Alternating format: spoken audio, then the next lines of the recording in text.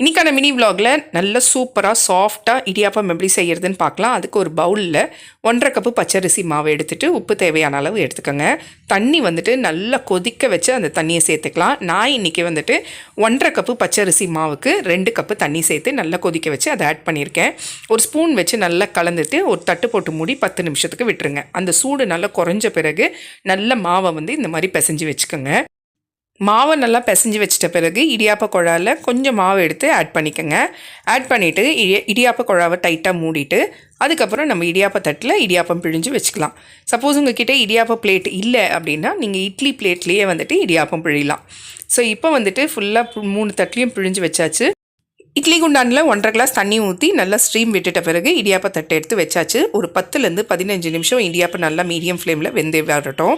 அவ்வளோதான், சூப்பரான இடியாப்பம் ரெடி ஆகிடுச்சு. இதை தேங்காய் துருவிட்டு கூடவே சர்க்கரை ஆட் பண்ணி வாழைப்பழம் வச்சு சாப்பிட்டு பாருங்கள்.